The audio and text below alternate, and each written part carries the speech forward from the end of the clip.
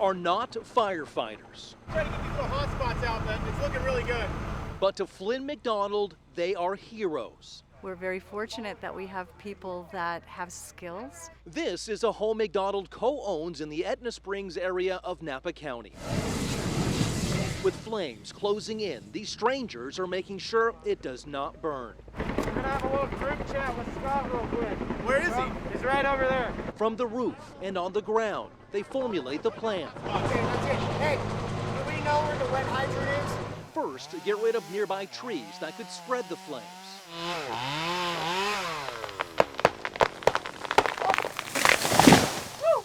Beautiful. Others making sure tiny fires closing in don't grow larger. With water at hand and being dropped from the sky, the mission was a success. McDonald overjoyed. Yeah, we're pretty fortunate and pretty happy about it. Are you a volunteer firefighter? No.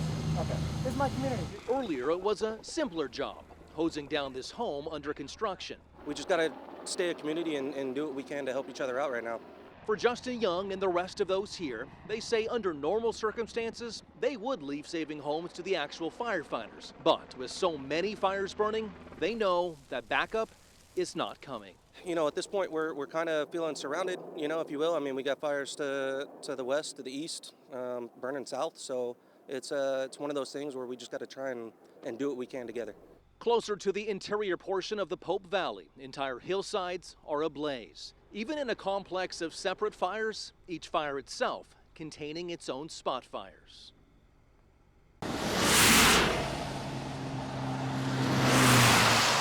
If you drove up from Sacramento, it would be understandable if you thought maybe your car suddenly turned into a time machine, taking you back to January. But this is what we encountered on the 14th day of April near Echo Summit along Highway 50. Not just a gentle spring flurry, but a heavy snowfall. On the ground, several inches accumulated over the past 24 hours.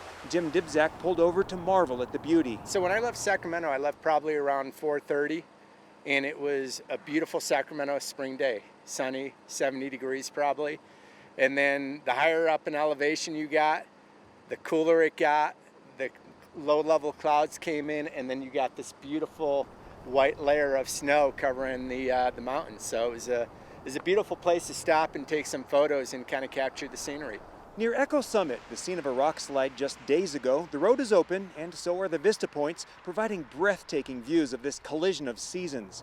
After the storm clouds made a quick exit, we visited South Lake Tahoe looking for more people to talk to about the weather. Instead, we encountered a show of nature that spoke volumes.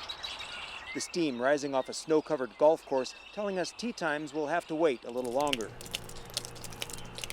The dripping of snowmelt from a rooftop reminding us that winter is over and this landscape will likely be green again by the weekend. The birds in the trees also had a lot to say, providing background music to some stunning images captured by photojournalist Jacob Charbonneau.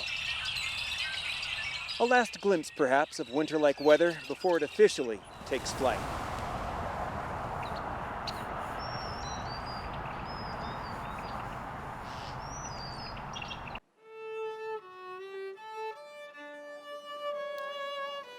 Our union, SEIU-UHW, created the Forever Essential Memorial in hopes it can transform a bit of our private pain into public dignity.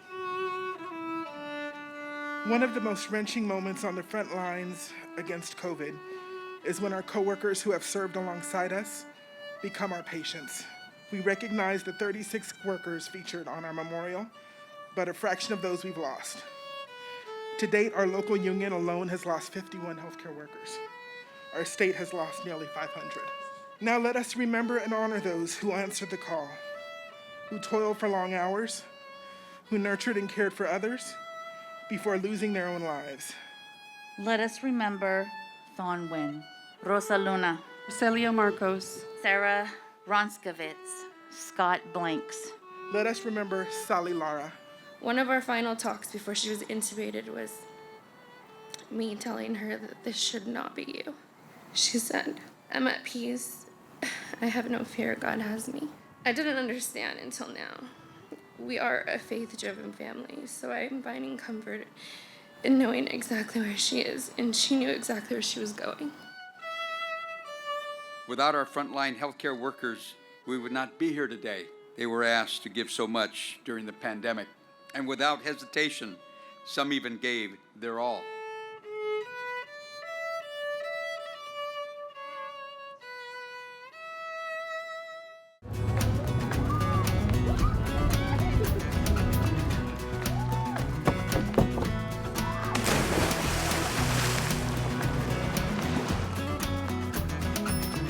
And welcome to my humble summer abode here on Lake Tahoe. Just kidding. I wish, though, this was my house. This 100-year-old home actually belongs to the California State Park System, and it continues to be one of the finest estates here this side of Lake Tahoe.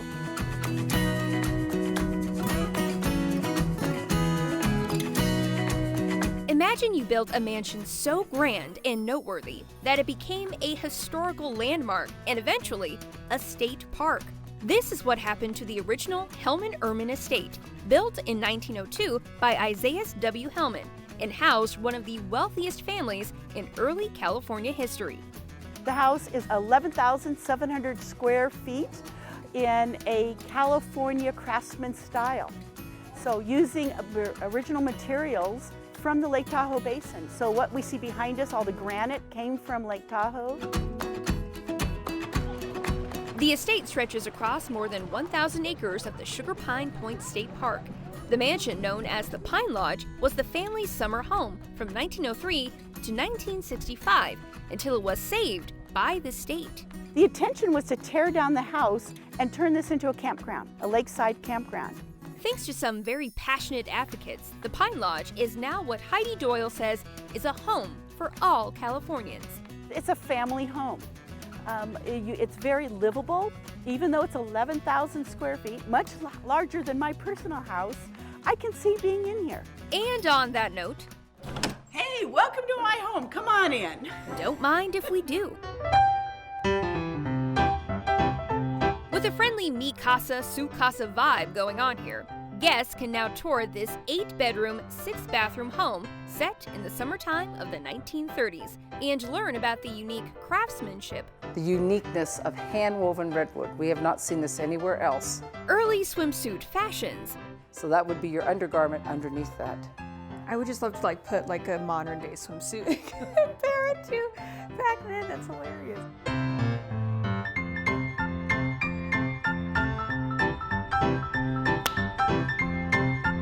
Revolutionary technologies. Oh, and let's not forget Doyle's favorite spot in the kitchen. I always imagine doing dishes and looking at Lake Tahoe. The good times continue outside as visitors kick back on the front porch, hike one of Sugar Pine Point's beautiful trails, or have plenty of fun in the sun at Lake Tahoe. We really encourage people to absorb nature because it's a combination of history and nature that makes this park so special. Aside from its architectural charm and of course history, you can't beat this lakeside view. So it makes the Hellman-Ehrman Mansion just another great destination here in California. For Fox 40's Destination California, I'm Melanie Townsend.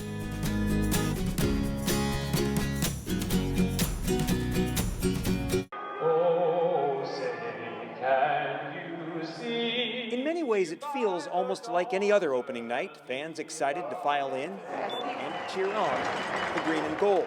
Number 26, Matt Chapman! It feels amazing to be back. I'm so happy to be back and enjoying the Coliseum once again.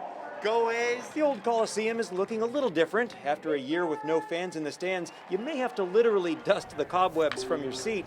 And not far from the Treehouse Bar, an actual tree is sprouting from the stands. And then there are the COVID safety protocols. They begin outside the Coliseum, where lots A and D are reserved for vaccinations. I got my COVID shot in the parking lot this morning.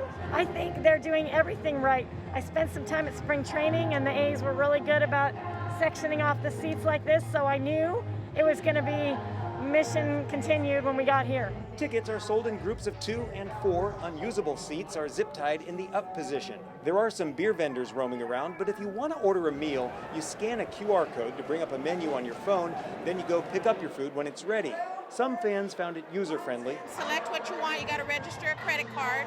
You select what you want, then when you go pick it up, they call your number, and then you get your food, and they give it to you in this handy little bag. Others complained of opening night glitches. We can't get no food, we can't get no drinks, no nothing. But above all, we found fans appreciative, happy to have the chance to boo the Houston Astros, and thrilled to once again be experiencing Oakland A's baseball in the home of the green and gold. Oh my gosh, we're so excited. I'm so excited. I have so missed this, and we can watch it on TV, but it's just not the same, and it's so cool to be here. So it's great to be out of the house and great to be able to get back into something that's so normal. It's been a long haul, and we're thrilled to watch live baseball. On the west side of the Feather River, north of Lake Oroville, the Dixie Fire is burning in places so steep you can't get there by car, and you'd be putting your life in danger accessing the flames on foot. Very rugged, steep terrain, steep canyons, heavy timber. This is where the air attack is essential in preventing loss of life and property. Against a canvas of setting sunlight, accented by the glow of fire, filtered by smoke, a CAL FIRE aircraft paints the sky with retardant. It settles on the trees and shrubs just outside the fire's perimeter.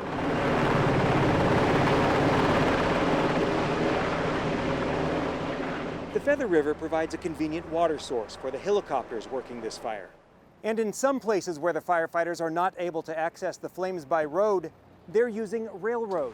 A train of 2 Union Pacific engines with water tanks in the front and back is traveling the tracks on the west side of the river. It moves north and south. The crew members on board are dousing the flames, creeping downslope toward the tracks, and they are soaking the tracks themselves. Crews are throwing everything they have at this fire, keeping in mind peak fire season arrived way ahead of schedule. The fuels, the things that are burning, are about the same as they would be in like August, September timeframe this year, just due to the fact that we're so far behind in our average rainfall. The area where the Dixie Fire is burning is home to a lot of hydroelectric power infrastructure firefighters are working to protect, but very few people live around here. The flames are burning away from populated areas into the forest north of Paradise. This nevertheless gives us a very real visual reminder that fire will be a constant threat in California until the rainy season returns. Now is the time to get ready if you're asked to evacuate. Don't wait until it's time. Have those go bags ready, have that plan in place, and when you get the call to leave, please do so, because it makes it easier for us to get in there and fight fire, so we're not trying to evacuate you from the area. We're able to just get in there and extinguish that fire as fast as possible.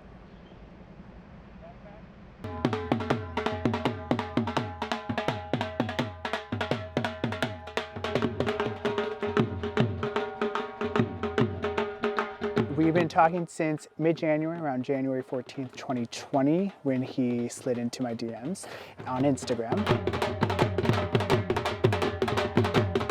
Because at this point, Sharath was living in Providence, Rhode Island, and I was living in Sacramento, California.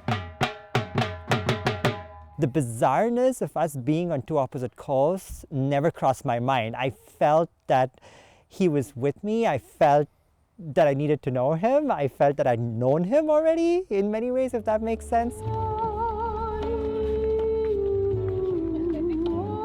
And then we actually ended up having 2 amazing, beautiful virtual dates.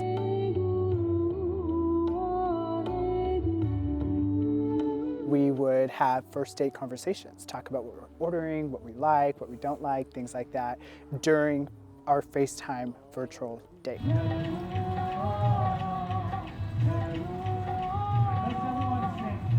COVID shelter-in-place orders were placed within mid-March, and we had 4 trips planned already, and we ended up having to cancel all of them, and instead I asked if he would come visit me in Sacramento, and then we could quarantine in a hotel and, you know, make sure that we were together, we were still getting to know each other. We're forced to have those deep, you know, intellectual conversations to get to know each other more.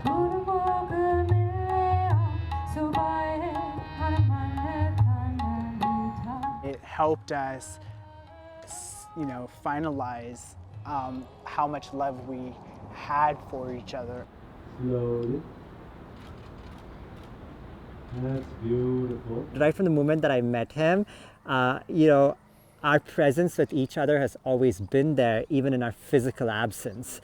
And I think that's huge. And it's such a testament to both our lives' trajectories and to kind of end with saying that, love does truly always win. It just does. Yeah.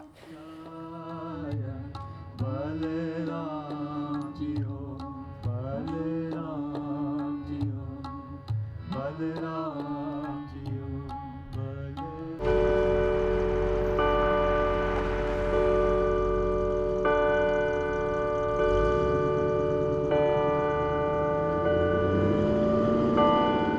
was disturbing. It really was. I was just like, wow, just unfortunate. Devilry. Just outside of God's house. For more than 150 years, the Holy Rosary Church has served the Catholic community in Woodland, a vision that at least one person does not respect. Woodland police say sometime between Wednesday afternoon and Thursday morning, 3 female saint statues were vandalized, the eyes sprayed black. That's part of our church. It's it's a special, religious thing. This woman, who didn't want to reveal her identity, says that she's been a member of Holy Rosary for more than 4 decades. To see them go into spray paint black mask, it's very, very sad. It's a sad situation. This woman and Woodland police both tell Fox 40 that vandalism is nothing new here. Statues have been damaged in the past. Police say they have no motive or suspect information for this latest act. A lot of people were upset about it today, and we just got to come together and try to help the situation out, what we can anyways.